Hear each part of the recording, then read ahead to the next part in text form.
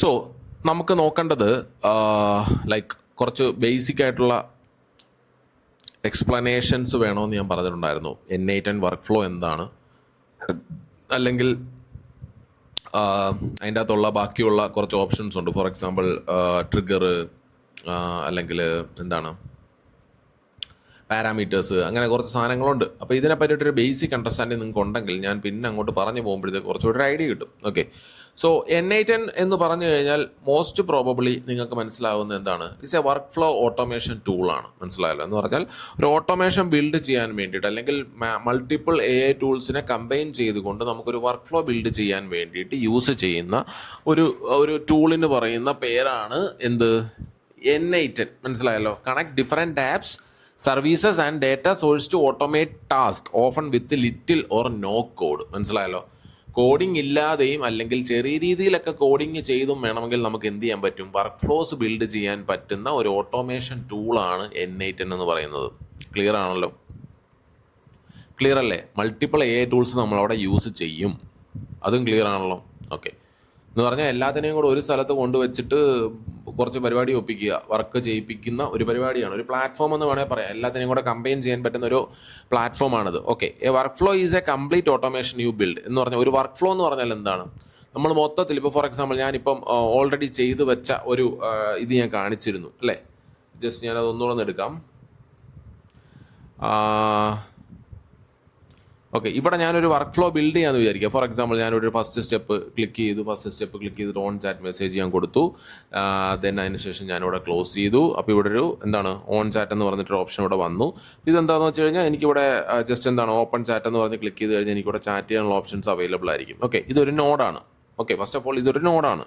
ഞാൻ plus click ചെയ്തിട്ട് ഞാനൊരു എന്താണ്, ഒരു AI ഏജൻറ്റിനെ ഞാനിവിടെ ആഡ് ഓൺ ചെയ്യുക എന്ന് വിചാരിക്കുക. ഓക്കെ, AI ഏജൻറ്റിനെ ഞാനിവിടെ ആഡ് ഓൺ ചെയ്തു. എവിടെടാ ക്യാൻസൽ, ഇവിടെ അല്ല, ഇവിടെ പ്ലസ് കൊടുക്കുക. പ്ലസ് കൊടുത്തിട്ട് ഞാനിവിടെ ഒരു AI ഏജൻറ്റിനെ ഞാൻ ആഡ് ചെയ്യുകയാണ് എന്ന് വിചാരിക്കുക. ഓക്കെ, ഇത് അടുത്ത ഒരു നോഡാണ്. മനസ്സിലായല്ലോ? അപ്പോൾ മൾട്ടിപ്പിൾ നോഡ്സ് കമ്പൈൻ ചെയ്യുമ്പോഴാണ് ഒരു വർക്ക് ഫ്ലോ ആവുന്നത്. അതാണ് നിങ്ങൾ മനസ്സിലാക്കുക. അപ്പോൾ ഈ ചാറ്റ് മെസ്സേജ് എന്ന് പറയുന്ന ഒരു നോഡാണ്, ഇതൊരു നെക്സ്റ്റ് നോഡാണ്. അപ്പോൾ ഈ നോഡിൽ തന്നെ എനിക്ക് എന്താണ്, 3 ഫംഗ്ഷനാലിറ്റീസ് ആഡ് ചെയ്യേണ്ടതുണ്ട്. ഒരു ചാറ്റ് മോഡലിനെ ആഡ് ചെയ്യണം, ഒരു മെമ്മറി വേണം, ഒരു ടൂൾ വേണം. ഫോർ എക്സാമ്പിൾ ഈ ചാറ്റ് മോഡലിൻ്റെ അകത്തോട്ട് ഞാൻ എന്ത് ചെയ്യാൻ പോവാണ്, ഓപ്പൺ AI എന്ന് പറയുന്ന ഒരു എന്താണ്, ഓപ്പൺ AI എന്ന് പറയുന്ന ഒരു ചാറ്റ് മോഡലിനെയാണ് ഞാൻ ഇതിനകത്തോട്ട് ഇൻക്ലൂഡ് ചെയ്യുന്നത്. എന്തുകൊണ്ടാണ് ഞാൻ ഇവിടെ ഓപ്പൺ AI ഇൻക്ലൂഡ് ചെയ്തതെന്ന് വെച്ച് കഴിഞ്ഞാൽ, ഓപ്പൺ AIക്ക് ഒരു 100 ഫ്രീ API ക്രെഡിറ്റ്സ് ഫ്രീ ആയിട്ട് കിട്ടുന്നുണ്ട്. അപ്പോൾ ജസ്റ്റ് ഇങ്ങനെ എടുക്കുക, എന്നിട്ട് എന്ത് ചെയ്യുക, ക്ലെയിം ക്രെഡിറ്റ്സ് എന്ന് കൊടുത്തു കഴിഞ്ഞാൽ നമുക്ക് ഇവിടെ തന്നെ വർക്ക് ചെയ്യാം. വേറെ അക്കൗണ്ട് ഒന്നും ക്രിയേറ്റ് ചെയ്തിട്ട് അവിടെ പോയി API ഒന്നും എടുത്തുകൊണ്ട് വരണ്ട.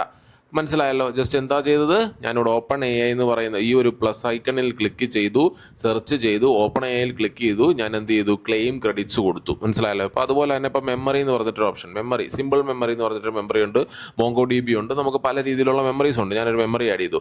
ഒരു ടൂൾ എന്നുള്ള രീതിയിൽ ഞാനിവിടെ എന്ത് ചെയ്യുന്നു, ഒരു Gmail എന്ന് പറഞ്ഞിട്ടൊരു ടൂൾ ആഡ് ചെയ്യുക എന്ന് വിചാരിക്കുക. Gmail എന്ന് പറഞ്ഞിട്ട് ടൂൾ ആഡ് ചെയ്തു, Gmail. ഓക്കെ, ഇത് ഞാൻ ആഡ് ചെയ്തു. മനസ്സിലായല്ലോ? അപ്പോൾ ഇപ്പം എന്താണ് സംഭവിച്ചിരിക്കുന്നത്, ഞാനൊരു 2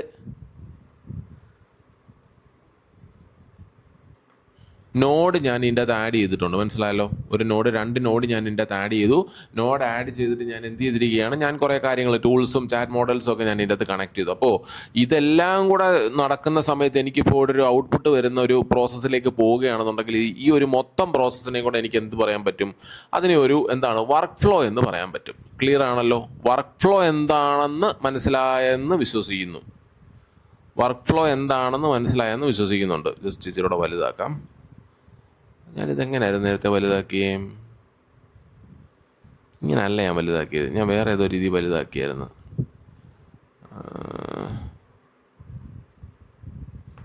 ഓക്കെ, ഫൈൻ, നിങ്ങൾക്കത് കാണാൻ പറ്റുന്നുണ്ടല്ലോ. അപ്പോൾ എന്താണ് വർക്ക് ഫ്ലോ എന്ന് മനസ്സിലായല്ലോ? Work flow is the complete automation you build. മനസ്സിലായല്ലോ? It's a collection of connected steps that run in sequence to accomplish a goal. You build its visually on a canvas by placing boxes. അതിനാണ് nodes എന്ന് ഞാൻ പറഞ്ഞത്. അപ്പോൾ ഞാനവിടെ 2 node എടുത്ത് വെച്ചു, കണ്ടായിരുന്നല്ലോ. And drawing connections between them. മനസ്സിലായോ? അപ്പോൾ നമ്മൾ മൊത്തത്തിൽ ചെയ്യുന്ന ആ ഒരു പ്രോസസ്സ്, ആ ഒരു വർക്ക് ഫ്ലോ മൊത്തത്തിൽ എന്താണ്, ആ ഒരു കംപ്ലീറ്റ് ഓട്ടോമേഷന് എല്ലാം കൂടി ഇൻക്ലൂഡ് ചെയ്തിട്ട് പറയുന്ന കണക്റ്റഡ് സ്റ്റെപ്സ് എല്ലാം കൂടെ ചെയ്യുന്ന ഒരു പ്രോസസ്സിനാണ് നമ്മൾ എന്ത് പറയുന്നത്, വർക്ക് ഫ്ലോ എന്ന് പറയുന്നത്. ക്ലിയർ ആണെന്ന് വിശ്വസിക്കുന്നു. N8N എന്താണെന്നും N8N വർക്ക് ഫ്ലോ എന്താണെന്നും മനസ്സിലായെന്ന് വിശ്വസിക്കുന്നു. ഓക്കെ, അപ്പോൾ ഇതിൻ്റെ അകത്ത് നമുക്കതിനെ ഒരു റെസിപ്പി ആയിട്ട് കൺസിഡർ ചെയ്ത് കഴിഞ്ഞാൽ കുറച്ചും കൂടെ ഐഡിയ നിങ്ങൾക്ക് കിട്ടും. Think of work flow as a recipe. It has a starting point, it has a series of step, data flow from one step to another along the connecting lines. ഇതാണ് അവിടെ സംഭവിക്കുന്നത്. അപ്പോൾ നോർമലി പറയുകയാണെന്നുണ്ടെങ്കിൽ trigger എന്ന് പറയുന്ന ഒരു term ഉണ്ട് അവിടെ. ട്രിഗർ എന്ന് പറഞ്ഞു കഴിഞ്ഞാൽ ഒരാളെ ട്രിഗർ ചെയ്യുക എന്ന് പറയത്തില്ലേ, അവനെ ട്രിഗർ ചെയ്തിട്ട് അവൻ കയറി അടിച്ചെന്ന് പറയുന്ന ഒരു അവസ്ഥയുണ്ടല്ലോ, അത് തന്നെയാണ്.